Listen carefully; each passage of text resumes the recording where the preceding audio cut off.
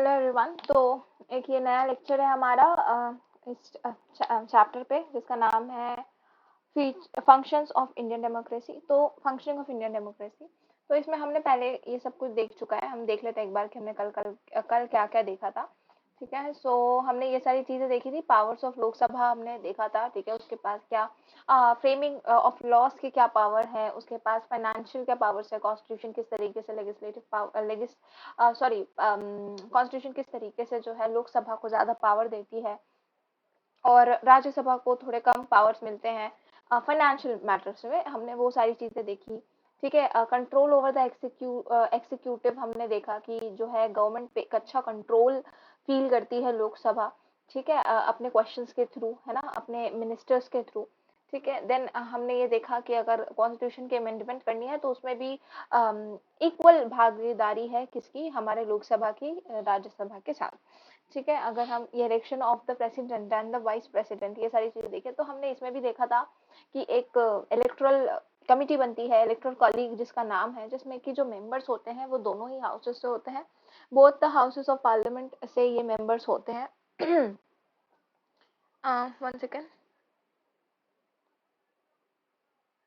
हाँ, तो both the houses of parliament से ये मेंबर्स जो है आते हैं, और अलग अलग स्टेट की लेजिस्लेटिव असेंबली से भी ये मेंबर्स आते हैं। ठीक है, देन हमने देखा था कि जो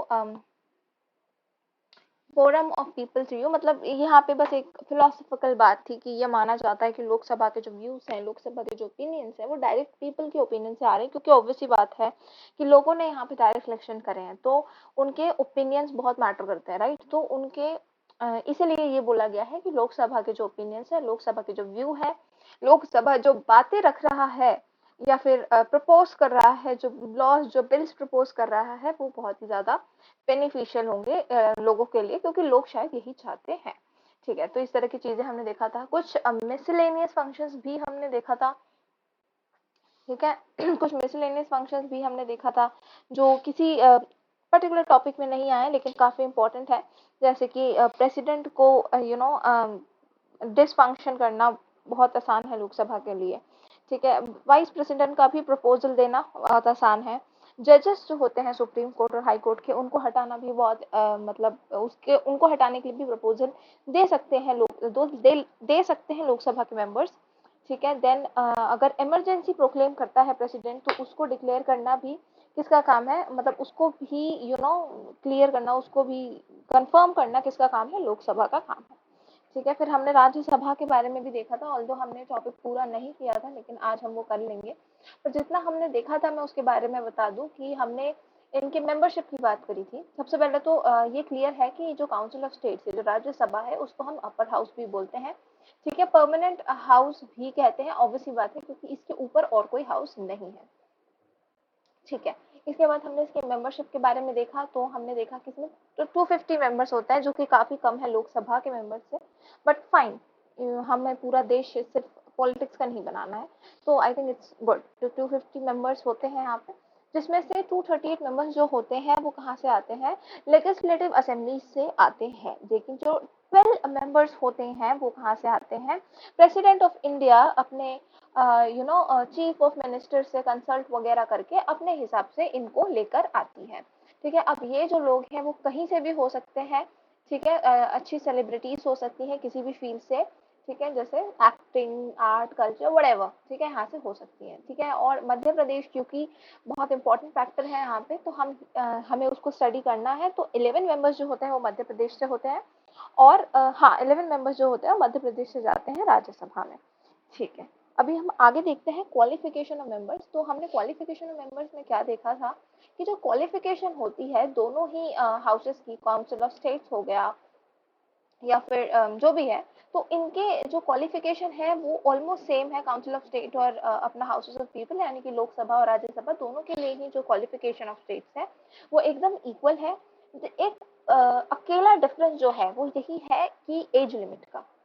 ठीक है, एज लिमिट का, कि जो हमारा लोकसभा है उसमें इंसान 25 साल का है तो भी वो एलिजिबल है लोकसभा में जाने के लिए, लेकिन वहीं पे अगर उसको राज्यसभा में जाना है तो उसको 30 साल का होना जरूरी है। ठीक है, तो ये था क्वालिफिकेशन ऑफ मेंबर्स के बारे में। अभी हम आगे पढ़ रहे हैं, यही राज्यसभा के ही टॉपिक में हम उसकी फंक्शंस देख रहे हैं या उसके पावर्स को देख रहे हैं। तो हमारा जो नया पॉइंट है वो है procedure for elections of members. Procedure for election of members, ठीक है। तो क्या प्रोसीजर मतलब, तो आप लोगों को पता ही होगा, प्रोसीजर मतलब कि क्या तरीका है, ठीक है, तरीका क्या है मेंबर्स को इलेक्ट करने का, ठीक है। So members of the council of state, हाँ यहाँ पे लोकसभा की बात नहीं हो रही, क्योंकि लोकसभा के मेंबर्स को इलेक्ट करने का प्रोसीजर क्या है, डायरेक्ट है ना।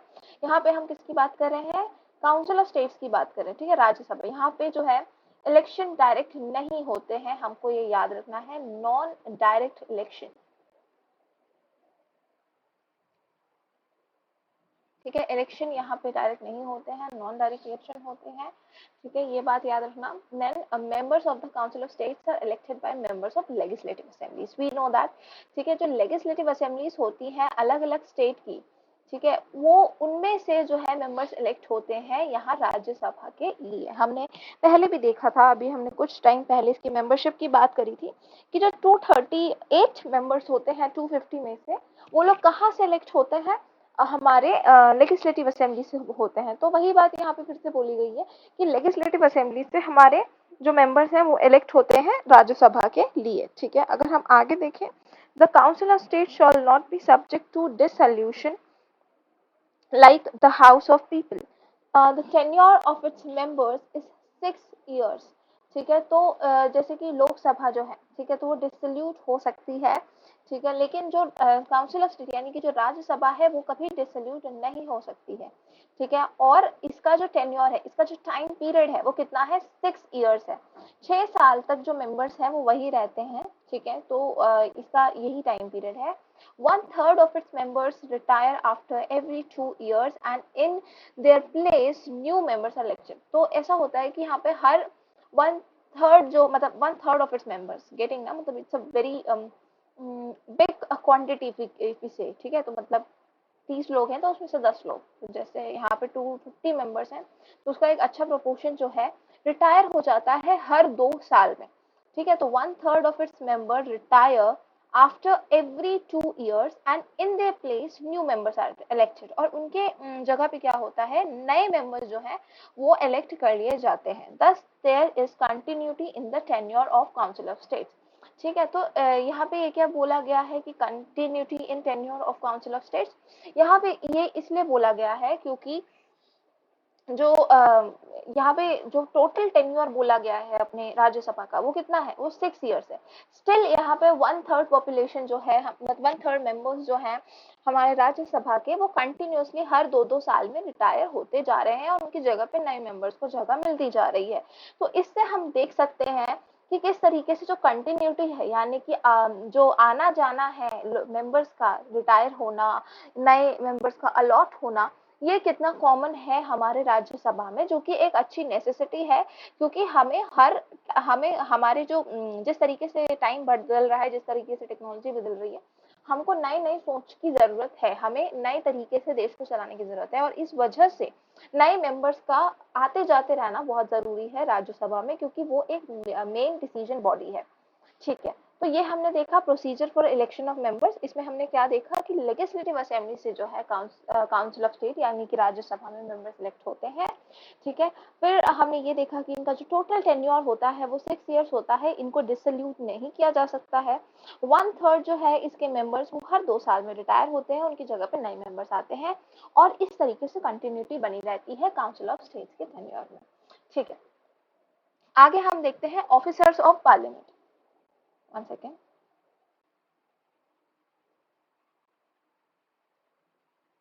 ठीक है, तो आगे हम देखते हैं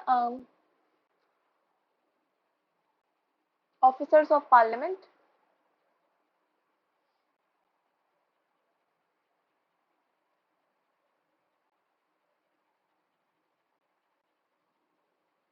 सो देयर शॉल बी पहले इस हेडिंग को मैं अंडरलाइन कर लूँ, officers of parliament.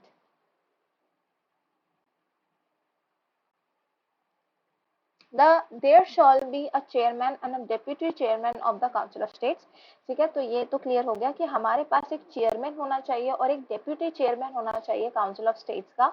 The vice president of India is the ex officio chairman. ठीक है, तो जो अपना वाइस प्रेसिडेंट होता है इंडिया का, वह क्या होता है, ex officio chairman of the council, Rajya Sabha. मतलब कि एक्स मतलब कि पहले था official chairman of the Rajya Sabha. ठीक है, राज्यसभा का ऑफिशियल चेयरमैन था पहले। ठीक है, वही जो है वाइस प्रेसिडेंट बनता है इंडिया का। The members of the council of states elect one member from amongst them as vice chairman. ठीक है, जो मेंबर्स होते हैं काउंसिल ऑफ स्टेट्स के, वो इलेक्ट करते हैं किसी एक मेंबर को अमंग्स देम। ठीक है, ताकि वो वाइस चेयरमैन बन सके। The duration of office of the vice chairman is 6 years। जो ड्यूरेशन होती है ऑफिस की एक वाइस चेयरमैन की, वो कितना होता है, 6 साल की होती है। The functions of the chairman are to preside over the meetings of the Rajya Sabha and conduct the business of the houses. ठीक है, तो जो फंक्शन होते हैं चेयरमैन के, जो फंक्शन होते हैं चेयरमैन के, वो क्या होते हैं कि प्रिसाइड ओवर द मीटिंग, मतलब मीटिंग्स को रखे, मीटिंग्स को अच्छे से फंक्शन करवाए। ठीक है, किसके, राज्यसभा के। और conduct the business of the houses. ठीक है, जितने भी बिजनेस हैं हाउस के, उसको अच्छे से कंडक्ट करें। मतलब ये बिजनेस इन द सेंस कि जो जो काम हो रहे हैं, जो जो एक्टिविटी हो रही है राज्यसभा की, उसको अच्छी तरीके से कंडक्ट कराए। ये ऑफिसर्स ऑफ पार्लियामेंट की ड्यूटी है। ठीक है, आगे अपन देखें powers of the council of states. ठीक है, तो पावर्स क्या है काउंसिल ऑफ स्टेट्स के, तो एक्सेप्ट फाइनेंशियल मैटर्स। अगेन मैं पहले, I think powers of the council of state से पहले मैं इन दोनों पॉइंट्स के नोट्स लिखवा देती हूँ, है ना।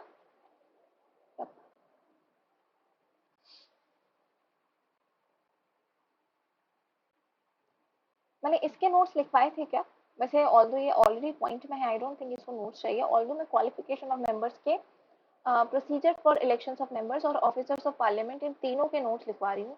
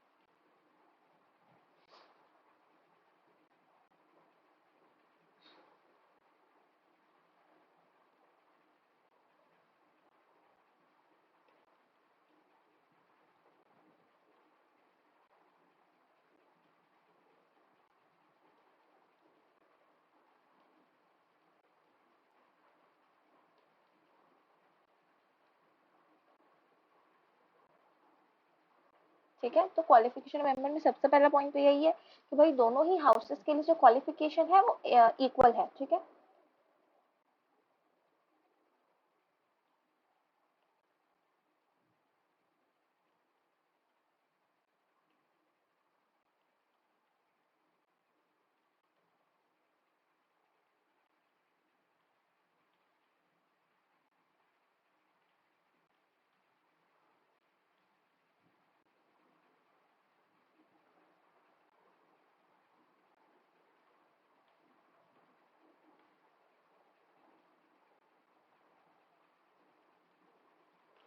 है ना। और जो डिफरेंस है दोनों ही मतलब क्वालिफिकेशन तो सेम है, बस एज लिमिट में डिफरेंस है। और वो क्या है 25 ईयर्स जो है वो लोकसभा के लिए है और 30 ईयर्स जो है वो राज्यसभा के लिए है। सेकेंड पॉइंट पे आते हैं अपन, जो कि है हमारा procedure for sorry procedure for election of members. ठीक है,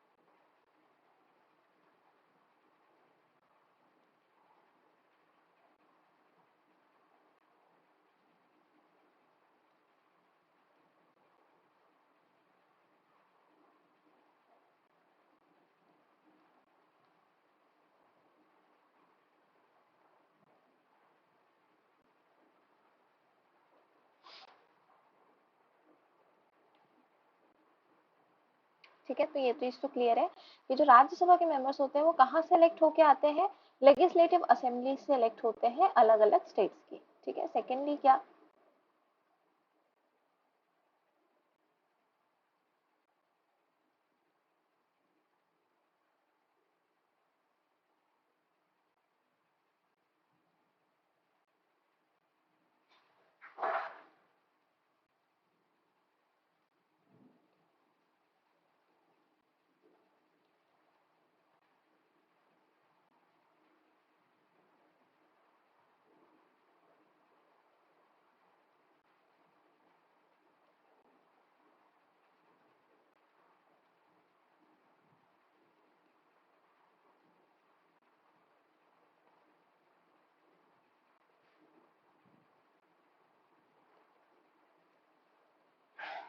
है ना?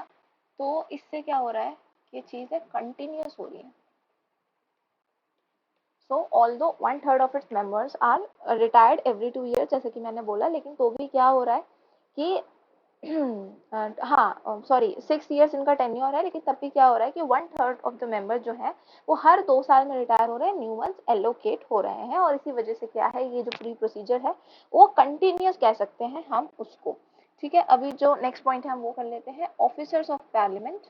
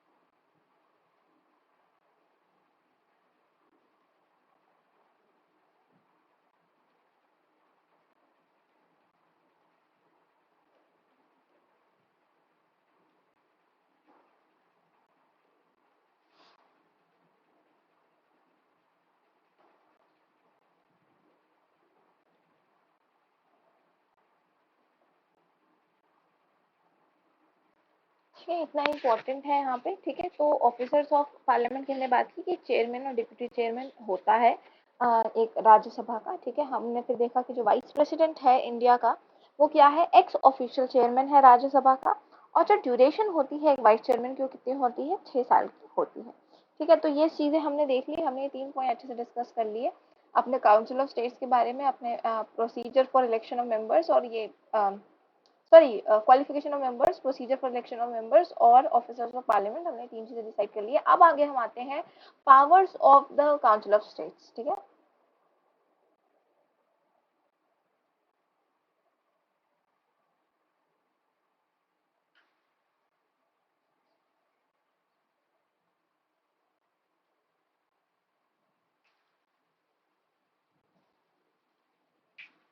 One second.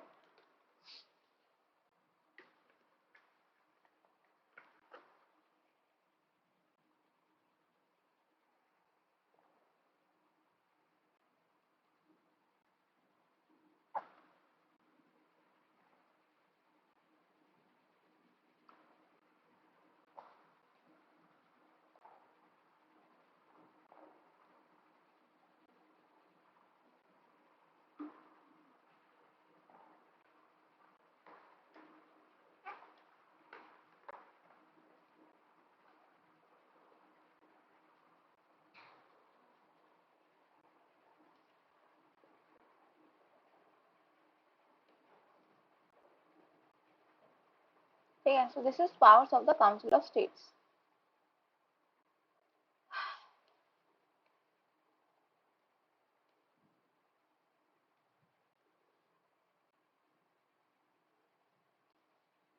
So, except financial matters, the Council of States normally enjoy all the powers of the Houses of People.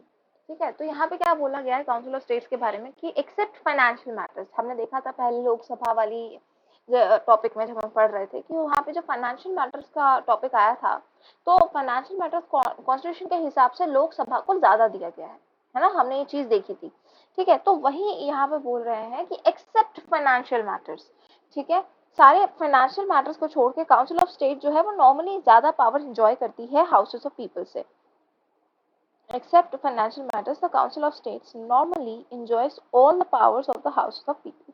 ठीक है, देन व्हाट लेजिस्लेटिव पावर्स, हम अब इसके अंदर देख रहे हैं कि भाई एक एक टॉपिक को अच्छे से। तो हम आ गए लेजिस्लेटिव पावर्स पे। सो the Council of States enjoy the powers of legislation which vest in the House of People. Any bill can be initiated in either of the House, but unless both the Houses pass a bill, it cannot become an act. ठीक है, तो council of state जो है वो enjoy करता है power of legislation. ठीक है, लेजिस्लेशन मतलब कि लॉ बनाने की पावर, जो कि वैसे तो हाउसेस ऑफ पीपल के ही हाथ में है। ठीक है, लेकिन any bill can be initiated in either of the houses, लेकिन कोई भी बिल, कोई भी लॉ किसी भी हाउस में जो है इनिशिएट करा जा सकता है, but unless both the houses pass a bill it can not become an act. ठीक है, तो यहाँ पे सीधी सीधी ये बात बोली गई है कि कॉन्स्टिट्यूशन के हिसाब से अगर देखा जाए तो लॉ फ्रेम करने का या लेजिस्लेशन का जो पावर है वो किसको दिया गया है, अपने लोकसभा को दिया गया है ना, लोकसभा को दिया गया है अपने लेजिस्लेशन का पावर। ठीक है, लेकिन हम ये जो बिल इनिशिएट बिल मतलब कोई लॉ इनिशिएट करने वाली जो चीज है वो दोनों ही हाउसेस में हो सकती है, बोथ द हाउसेस ये काम कर सकते हैं। लेकिन ये जो बिल है वो तब तक पास नहीं होगी, या मतलब पास बोल सकते हैं, या फिर एक्सिक्यूट नहीं होगी, या फिर रनिंग में नहीं आएगी जब तक दोनों ही हाउसेस इसको पास ना कर दे, दोनों ही हाउसेस की मेजोरिटी ऑफ मेंबर्स इसके लिए हाँ ना बोल दें, तब तक कोई भी बिल वो नहीं होगी, चाहे वो लोकसभा ने बनाया हो चाहे वो राज्यसभा ने बनाया हो, बना कोई भी सकता है, लेकिन रजामंदी दोनों हाउसेस की चाहिए, ये यहाँ पे बोला जा रहा है। ठीक है, so the council of states enjoys the power of legislation, ठीक है, which vest in the houses of people. Any bill can be initiated in either of the houses, any bill can be initiated in either of the houses, but unless both the houses pass a bill, unless both the houses pass a bill, it cannot become an act। ठीक है, फिर अपन देखते हैं financial powers के बारे में।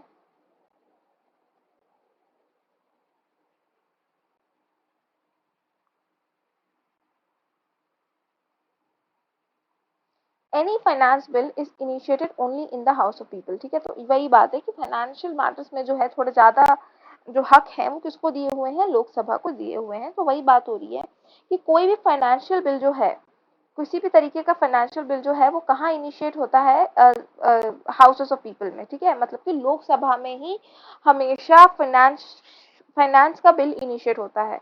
इन respect of financial matters powers of the council of states are negligible. ठीक है, अगर हम फाइनेंशियल मैटर्स में बात करें तो पावर्स जो है काउंसिल ऑफ स्टेट्स के वो नेग्लिजिबल, वो है ही नहीं। ठीक है, मतलब एकदम ही नल है। ठीक है, any money bill is sent to the council of state only for consideration. ठीक है, देखो ऐसा होता है कि यहाँ पे जैसा बोला गया है कि लोकसभा में जो है कोई भी फाइनेंस बिल निकल कर आता है कि देखो इतने इतने पैसों की जरूरत पड़ेगी यहाँ यहाँ पे।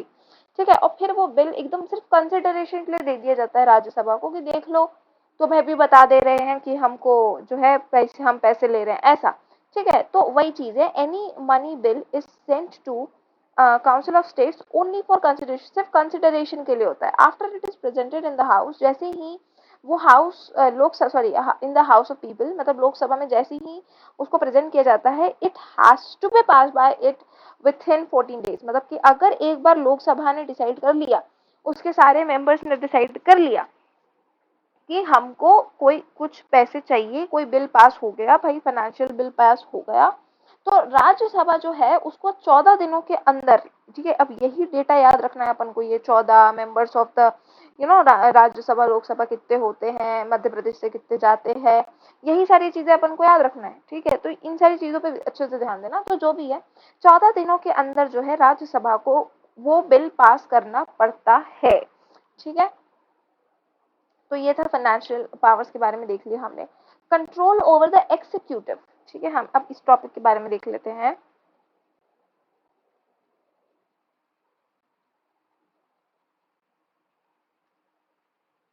The members of the Council of State exercise control over the Cabinet of Ministers by asking questions on the matters of public interest। ठीक है, तो जो मेंबर्स होते हैं काउंसिल ऑफ स्टेट्स के, ठीक है, जो काउंसिल ऑफ स्टेट्स के मेंबर्स होते हैं वो कंट्रोल एक्सरसाइज करते हैं। ठीक है, exercise control over the cabinet of ministers. ठीक है, कैबिनेट ऑफ मिनिस्टर्स के ओवर वो क्या करते हैं, कंट्रोल एक्सरसाइज करते हैं। ठीक है, by asking questions on the matter of public interest. जब देखो ऐसा लोकसभा में भी था, ठीक है, लोकसभा में भी था एग्जीक्यूशन का ही पावर कि भैया वो जो है बहुत सारे क्वेश्चंस पूछ सकते हैं, बहुत सारे सवाल जवाब कर सकते हैं, और इसी वजह से वो पावर जो है पावर फील करते हैं, है ना। यहाँ पे भी वही है कि भाई ये लोग भी सवाल पूछ सकते हैं एग्जीक्यूटिव्स के ऊपर, क्यों, क्योंकि तुम पब्लिक से बहुत ज्यादा कनेक्टेड हो, तो पब्लिक इंटरेस्ट के बारे में ये लोग भी सवाल पूछ सकते हैं, questions on the matters of public interest. और इस तरीके से ये लोग भी किसको फील करते हैं, पावर को फील करते हैं। ठीक है, फोर्थ वाला पॉइंट देखिए, like the members of the house of people the member of the council of state have the right to participate in the election of the president and the vice president. ठीक है, तो वही बोला गया है कि जैसे लोकसभा के जो मेंबर्स थे, ठीक है, हाँ सॉरी, जो लोकसभा के जो मेंबर्स थे, यहाँ पे जो हाउस ऑफ पीपल दिया हुआ है, आई पर्सनली थिंक कि बुक में house of people council of states की जगह पे जो है लोकसभा राज्यसभा का इस्तेमाल होना चाहिए था, लेकिन ठीक है, जो भी है। तो जो भी ये जो लोकसभा है, लाइक लोकसभा के मेंबर्स जिस तरीके से अलाउड है, अलाउड या बोल सकते हैं, ये पार्टिसिपेट करते हैं इलेक्शन में, किसके इलेक्शन में, प्रेसिडेंट और वाइस प्रेसिडेंट के इलेक्शन में, वैसे ही जो काउंसिल ऑफ अपना स्टेट्स है वो भी पार्टिसिपेट करता है, have right to participate in the election of president and vice president. ठीक है, तो ये हो गया, फोर्थ पॉइंट हो गया हमारा। फिफ्थ पॉइंट देख लेते हैं अब हम। How many points are there? Seventh is the last point.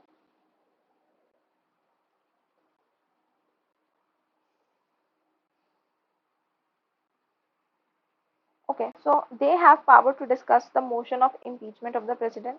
ठीक है, तो इनके पास भी ये पावर है भैया कि ये मोशन ऑफ इम्पीचमेंट डिस्कस कर सकते हैं प्रेसिडेंट के साथ, वाइस प्रेसिडेंट सॉरी प्रेसिडेंट के साथ कह रही हूँ, मतलब ये डिस्कस कर सकते हैं motion of impeachment of the president, मतलब प्रेसिडेंट को जो हटाने का जो प्रोसीजर है, या फिर वाइस प्रेसिडेंट को हटाने का जो प्रोसीजर है, जजेस of supreme court and high court इन सबको हटाने का जो प्रोसीजर है, ये सब चीजें ये भी डिस्कस कर सकते हैं। ठीक है सर, क्या है, emergency promulgated by the president has to be confirmed by the council of states within 1 month. ठीक है, कि अगर इमरजेंसी प्रोक्लेम कर दिया जाता है प्रेसिडेंट के द्वारा, तो उसको कंफर्म करने की जिम्मेदारी भी राज्यसभा पे आती है 1 मंथ के अंदर, और यही ज़िम्मेदारी लोकसभा के जो मेंबर्स थे उनको भी थी। ठीक है, मतलब ये लोकसभा के मेंबर्स को भी 1 मंथ के अंदर कंफर्म करना पड़ता था जब भी प्रेसिडेंट ये डिक्लेयर कर दे, इमरजेंसी को डिक्लेयर कर दे तो। ठीक है, फिर हम आगे देखते हैं 7th point. The council of states has two special powers which are not available to houses of to the house of people. ठीक है, तो ये 7th पॉइंट है। इसमें क्या बोला जा रहा है कि जो काउंसिल ऑफ स्टेट है उनके पास 2 स्पेशल पावर्स होती हैं। The council of states has 2 special powers which are not available to the house of people. ठीक है, तो देखो ये जितनी पावर्स थी वो मिलती-जुलती या फिर इससे ज़्यादा ही जो है अपने लोकसभा के पास तो थी। तो ये कुछ स्पेशल पावर्स की बात हो रही है यहाँ पे जो कि लोकसभा के पास भी नहीं है। ठीक है, तो हम देख लेते हैं उनके उन बातों पे भी हम ज़रा एक बार गौर डाल लेते हैं।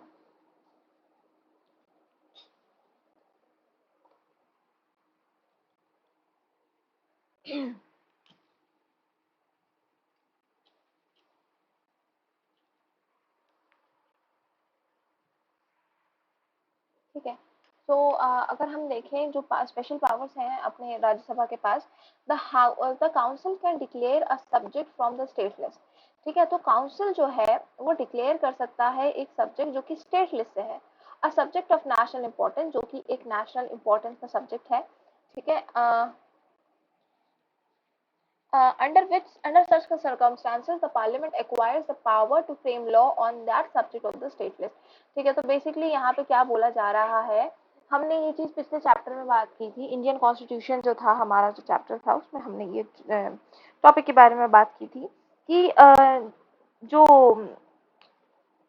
अपनी स्टेट गवर्नमेंट है, ठीक है, हमारी जो स्टेट गवर्नमेंट है तो उसके पास कुछ सब्जेक्ट्स होती हैं, इसे कहते हैं स्टेट लिस्ट में वो सब्जेक्ट्स होती हैं, और उसके ऊपर जो लॉज बनाने का अधिकार होता है वो किसके पास होता है, स्टेट गवर्नमेंट के पास होता है। तो ये एक स्पेशल पावर है अपनी ये राज्यसभा के पास। ठीक है, कि भैया अगर कभी भी कोई ऐसा टॉपिक है जो किसी स्टेट को बिलोंग करता है लेकिन कहीं ना कहीं वो पूरे नेशन को जो है इम्पैक्ट करेगा, पूरे नेशन को अफेक्ट करेगा, ठीक है, तो उस टॉपिक को वो अपने अंतर्गत ले सकता है, उस टॉपिक को वो डिक्लेयर कर सकता है, और उसके बाद होगा ये कि पार्लियामेंट के पास पावर आ जाएगी उस सब्जेक्ट पे कोई भी लॉ बनाने का, कोई भी लॉ को फ्रेम करने की पावर पार्लियामेंट के पास आ जाएगी। ठीक है, ऑब्वियस सी बात है, कोई चीज अगर पूरे देश की इम्पोर्टेंस बन जाती है तो पूरे देश का अधिकार है ना, पूरे देश की सेंट्रल गवर्नमेंट तो वहीं पे है, तो वही चीज है। तो जो भी है, तो ये एक स्पेशल पावर है किसके पास, राज्यसभा के पास। ठीक है, अगर हम दूसरे पॉइंट में देखें कि इन्होंने क्या बोला है, so the Council of States, in the national interest, may pass resolution for organization of all Indian services। ठीक है, तो काउंसिल ऑफ स्टेट यानी कि राज्यसभा जो है इन द नेशनल इंटरेस्ट मतलब कि पूरे देश के इंटरेस्ट के लिए मे पास रिजोल्यूशन मतलब कि ये पास कर दे कि भाई organisation of all Indian services, मतलब कि वो ऑल इंडियन सर्विसेज को ऑर्गेनाइज करवा सकती है कौन, Rajya Sabha. Such resolution has to be pass by 2/3 majority of votes of members present who have right to vote. ठीक है, तो जो और ऐसा अगर कभी भी रेजोल्यूशन करती है राज्यसभा तो उसको क्या चाहिए, उसको 2/3 मेजोरिटी चाहिए, वोट मतलब 2/3 मेजोरिटी वोट्स चाहिए of members present who have right to vote. ठीक है, जिनको वोट देने की आजादी है। Principally, both the houses of Indian Parliament have equal powers, but in practice, the houses of people is more powerful। ठीक है, तो यहाँ पे क्या बोला गया है कि both the houses of Indian parliament, ठीक है, both the houses of Indian parliament यानी कि लोकसभा और राज्यसभा, उनको इक्वल पावर्स दी गई है कहीं ना कहीं, लेकिन अगर हम इन प्रैक्टिस देखें तो लोकसभा के लोगों के पास ज्यादा पावर होती है। ठीक है, the council of minister responsible to the house of people. ठीक है, तो जो काउंसिल ऑफ मिनिस्टर्स हैं वो रिस्पॉन्सिबल होते हैं हाउस ऑफ द पीपल के लिए। ठीक है ना, हाउस हमने ये चीज पहले भी पढ़ी थी। जबकि जो house of people is powerful in respect of finance bills. ठीक है, और जो ये उन्होंने शायद एक इम्पोर्टेंट टर्म्स दे दिए हैं, याद रख लेना इन चीजों को, टर्म्स कह रही हूँ, इंपॉर्टेंट सेंटेंसेस दे दिए, इंपॉर्टेंट फैक्ट्स दे दिए हैं जो कि हमने ऑलरेडी पहले पढ़ चुकी है, बट याद रखना। ठीक है, कि जो काउंसिल ऑफ मिनिस्टर्स है वो रिस्पॉन्सिबल होते हैं लोकसभा के लिए, और जो लोकसभा जो है वो कहीं ना कहीं ज्यादा पावरफुल है फाइनेंस बिल्स में। ठीक है, तो हमने ये सारी चीजें देखनी है। अब हम आगे, अच्छा इसके नोट्स में लिखवा देती हूँ। डोंट थिंक कि इसमें कुछ एज सच इम्पोर्टेंट है, बट स्टिल मैं थोड़े शॉर्ट नोट्स लिखूँ। ऐसे इम्पोर्टेंट तो बहुत है, इम्पोर्टेंट तो बहुत है, मतलब कि एज सच कुछ लिखने जैसा है, क्योंकि इन्होंने ऑलरेडी जो पॉइंट्स है वो बहुत कम छोटे छोटे बनाए हैं, तो वटेवर मैं लिखवा दे रही हूँ।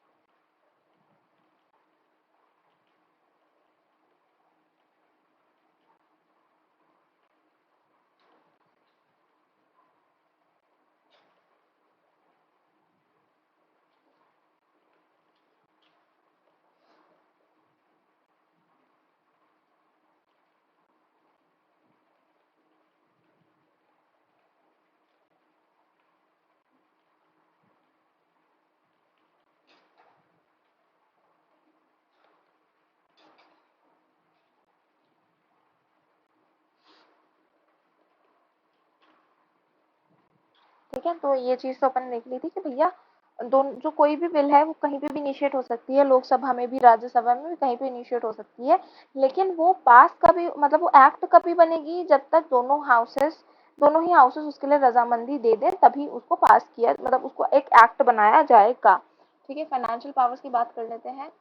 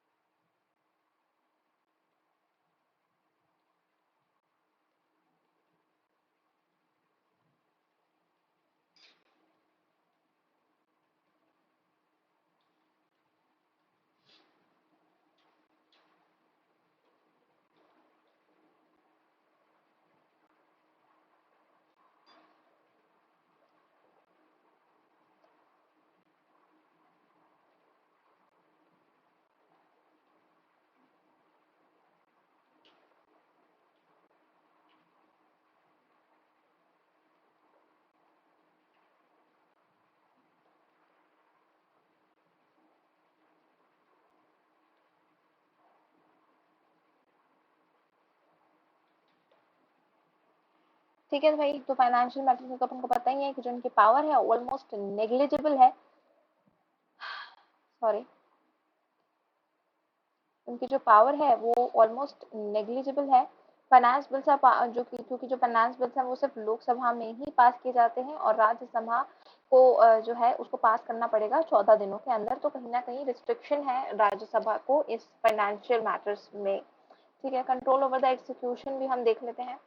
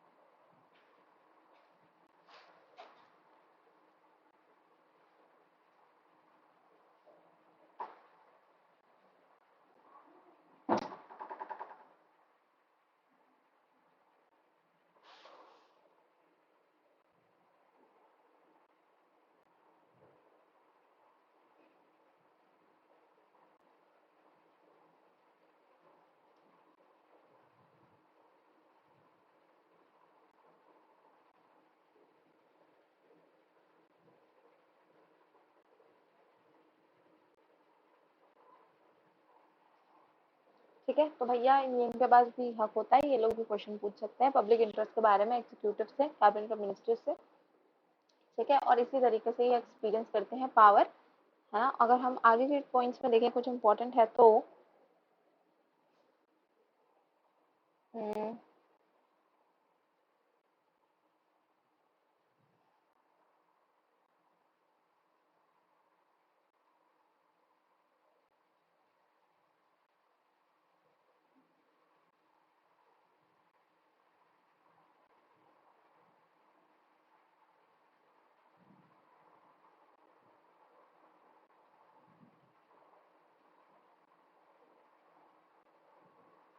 ठीक है, ये पावर तो है ही कि प्रेसिडेंट और वाइस प्रेसिडेंट के जो इलेक्शंस होते हैं उनमें जो है ये अपना पार्टिसिपेशन दे सकते हैं।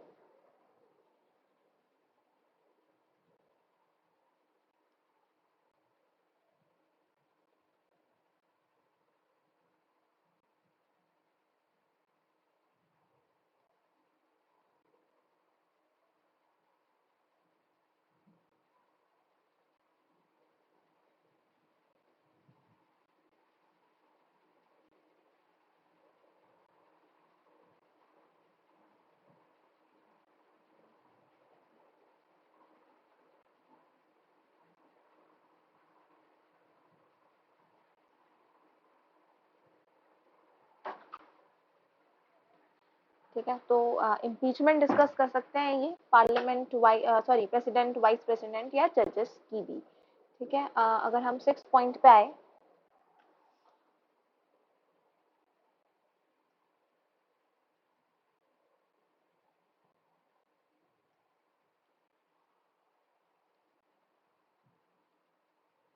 चलो इसी से लिख देती हूँ।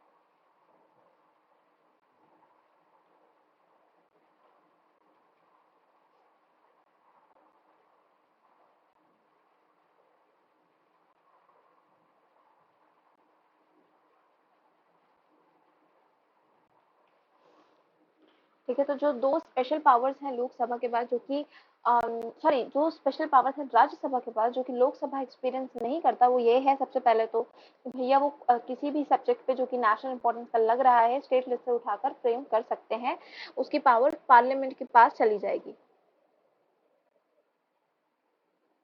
सेकंड क्या है?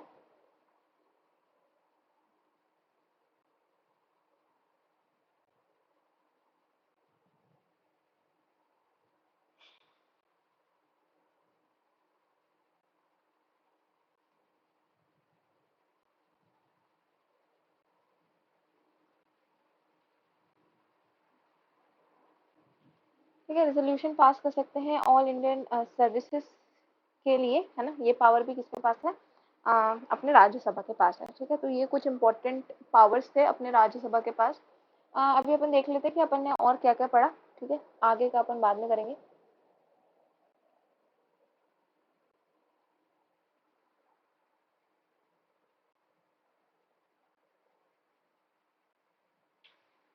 ठीक है, तो हमने आज क्या क्या देखा था।